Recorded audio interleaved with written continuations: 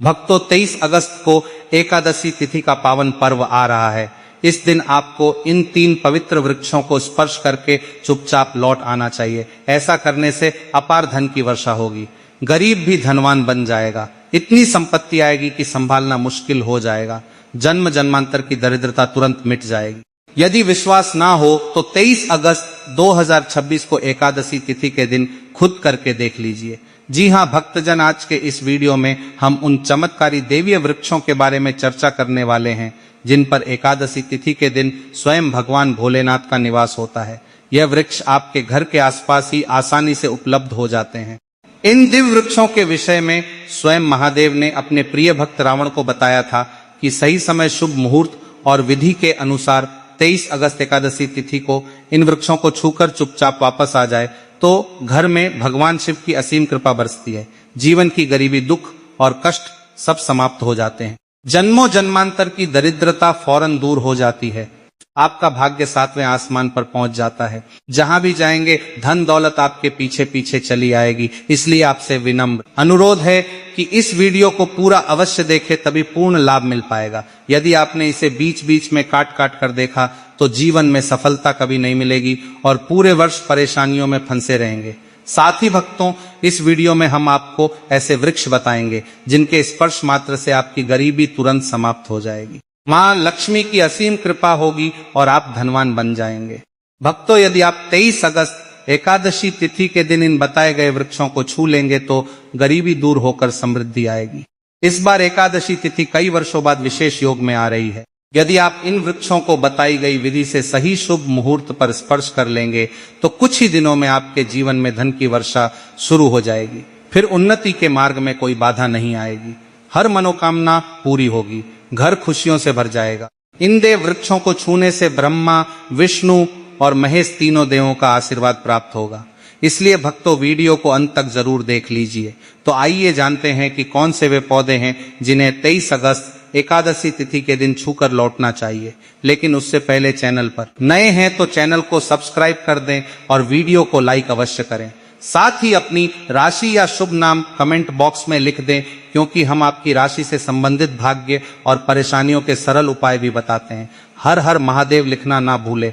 तो चलिए भक्तों, वीडियो शुरू करते हैं। देखिए, हमारी हिंदू संस्कृति में विभिन्न पौराणिक मान्यताओं को बड़ा महत्व दिया गया है। कई ऐसे वृक्ष और पौधे हैं जो देवीय माने जाते हैं और शुभ फलदायी होते हैं। प्रकृति के यह उपहार हमारे जीवन की समस्याओं को दूर करने में सहायक सिद्ध होते हैं। खास बात यह है कि लोग इनकी पूजा करते हैं और औषधीय गुणों के लिए भी इनका उपयोग करते हैं। यह गंभीर रोगों को ठीक करने में मदद करते हैं और वेद पुराणों में इनका उल्लेख मिलता है।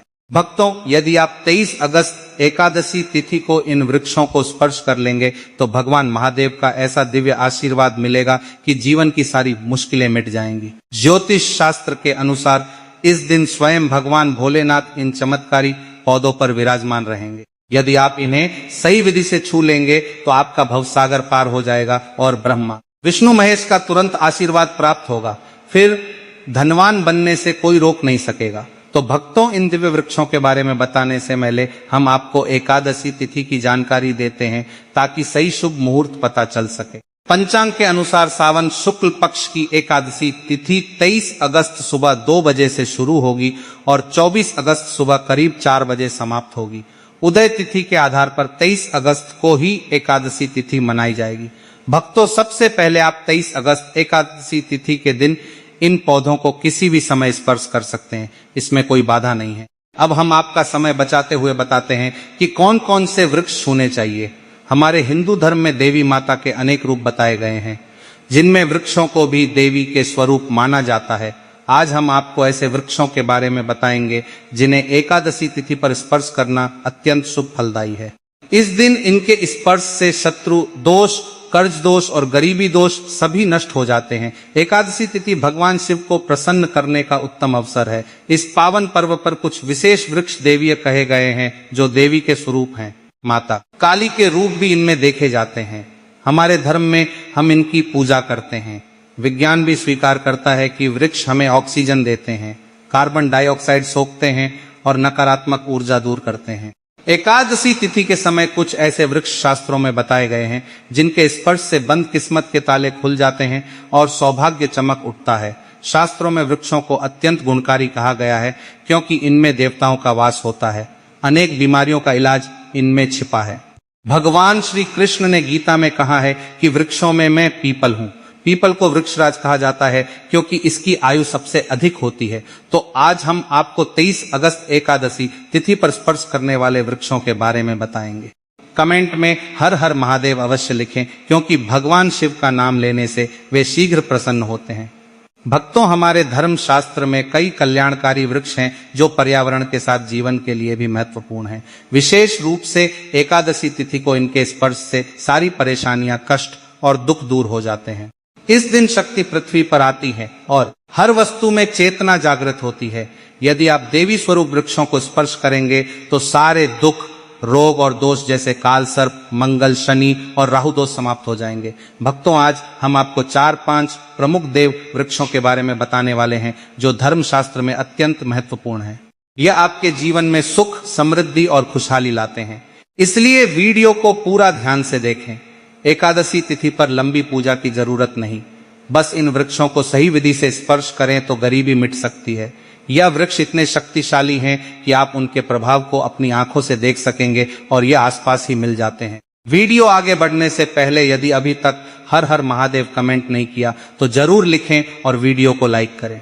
तो भक्तों, अब हम उन 3 मुख्य वृक्षों के बारे में बात करते हैं जिन्हें एकादशी तिथि पर छूना चाहिए।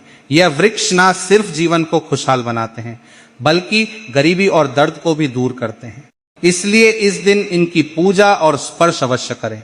पहला वृक्ष है बेल का वृक्ष, जिसका पूजा पाठ और धार्मिक अनुष्ठानों में विशेष उपयोग होता है। एकादशी तिथि के पावन अवसर पर बेल का पेड़ अत्यंत महत्वपूर्ण और फलदायी माना जाता है। भगवान शिव को बेल के पत्र अत्यंत प्रिय हैं और इन्हें चढ़ाने से विशेष पुण्य की प्राप्ति होती है। बेल का वृक्ष शिव पूजन के लिए बेहद पवित्र और दिव्य माना जाता है। स्कंद पुराण की कथाओं के अनुसार यह वृक्ष माता पार्वती के पसीने से उत्पन्न हुआ था और नवदुर्गा के विभिन्न स्वरूपों का प्रतीक है।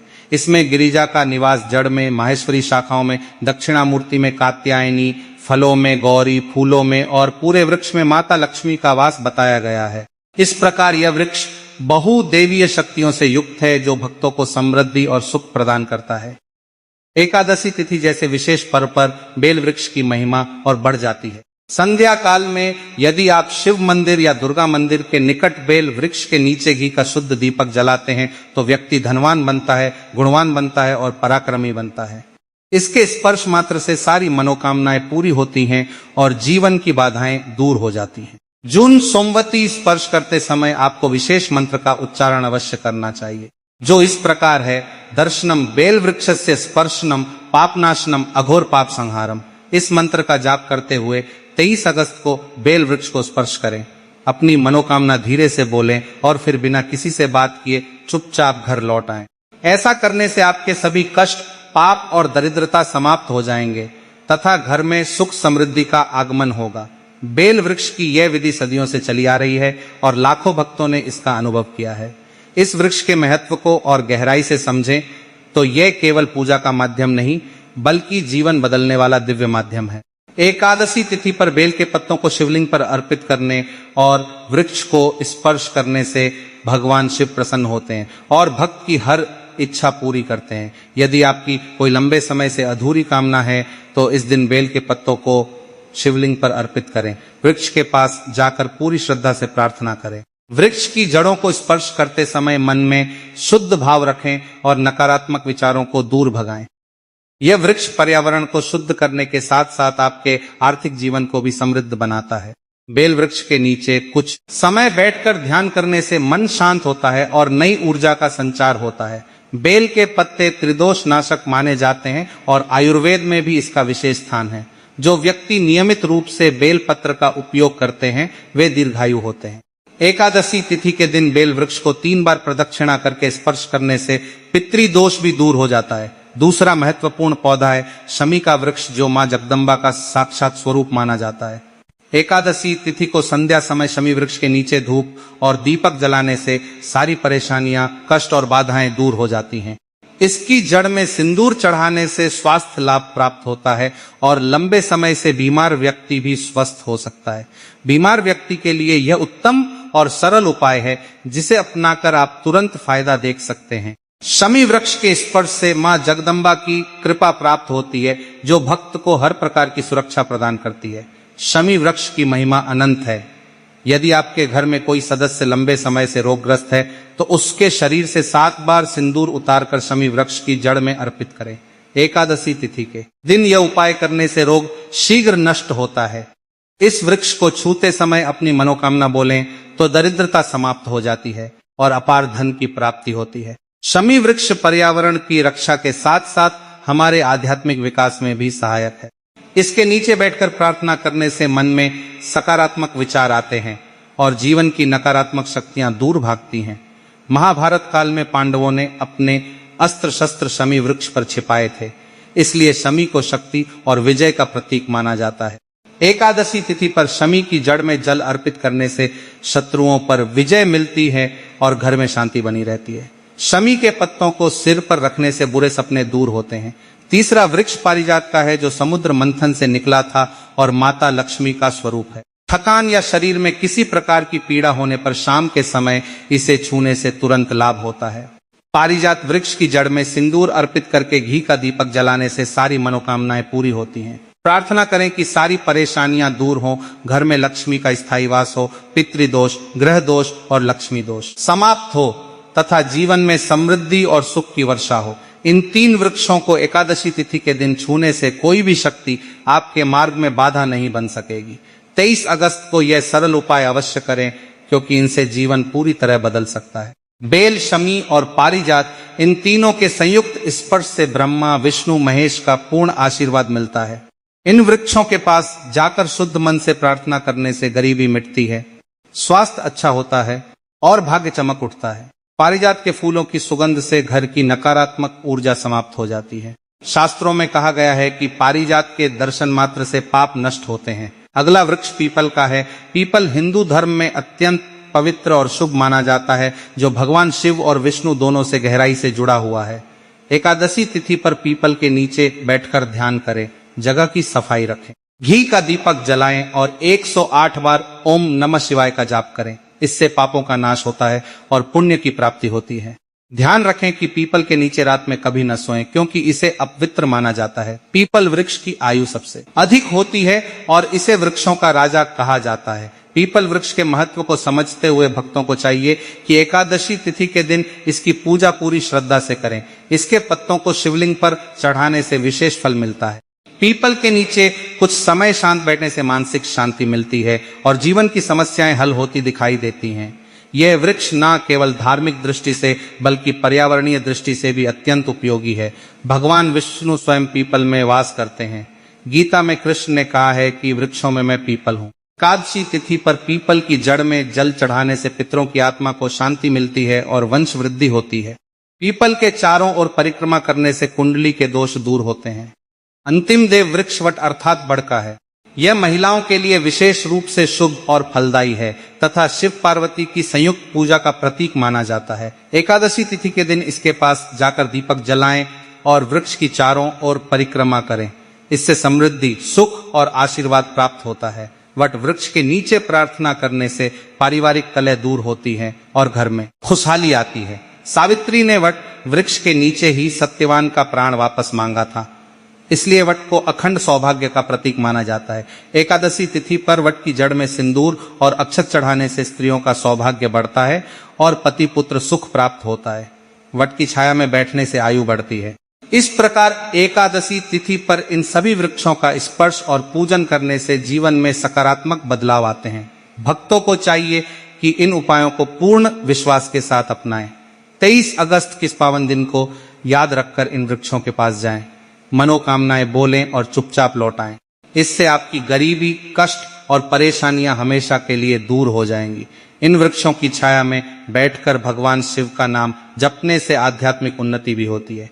इन वृक्षों के बारे में विस्तार जानने के बाद अब आप समझ गए होंगे कि एकादशी तिथि कितना महत्वपूर्ण पर्व है। बेल वृक्ष शिव भक्ति का प्रतीक है। शमी वृक्ष मां जगदम्बा की शक्ति का पारिजात लक्ष्मी की कृपा का, पीपल ज्ञान और पुण्य का तथा वट वृक्ष पारिवारिक सुख का, इन सभी को मिलाकर स्पर्श करने से समग्र जीवन उन्नत होता है। यदि आप इन विधियों का पालन करेंगे तो निश्चित रूप से धन, दौलत, स्वास्थ्य और सुख तीनों प्राप्त होंगे। भक्तों, इन उपायों को करने से पहले मन को शुद्ध रखें, स्नान करके जाएं और पूर्ण श्रद्धा भाव रखें। 23 अगस्त एकादशी तिथि के दिन सुबह से शाम तक किसी भी समय इन वृक्षों को छू सकते हैं, लेकिन संध्या काल विशेष फलदायी होता है। हर वृक्ष के पास कुछ देर रुककर प्रार्थना करें। बेल के लिए मंत्र, शमी के लिए सिंदूर, पारिजात के लिए दीपक, पीपल के लिए जाप और वट के लिए परिक्रमा याद रखें। इसी प्रकार और विस्तार से कहें तो बेल वृक्ष को छूने के बाद जो शांति मिलती है वह अद्भुत है। रोजाना के तनाव से मुक्ति मिलती है। शमी वृक्ष परिवार की रक्षा करता है। पारिजात धन आकर्षित करता है। पीपल ज्ञान बढ़ाता है। वट वृक्ष सुख देता है। इन पांचों को मिलाकर एकादशी तिथि पर अपनाने से जीवन धन्य हो जाता है।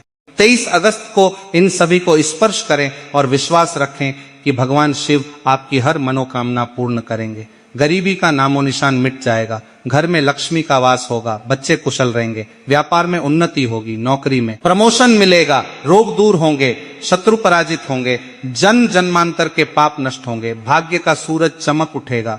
इसलिए भक्तों, इस पावन अवसर को हाथ से न जाने दें। वीडियो को पूरा देखें, लाइक करें, शेयर करें और कमेंट में हर हर महादेव लिखकर अपना आशीर्वाद प्राप्त करें। जय भोलेनाथ। हर हर महादेव।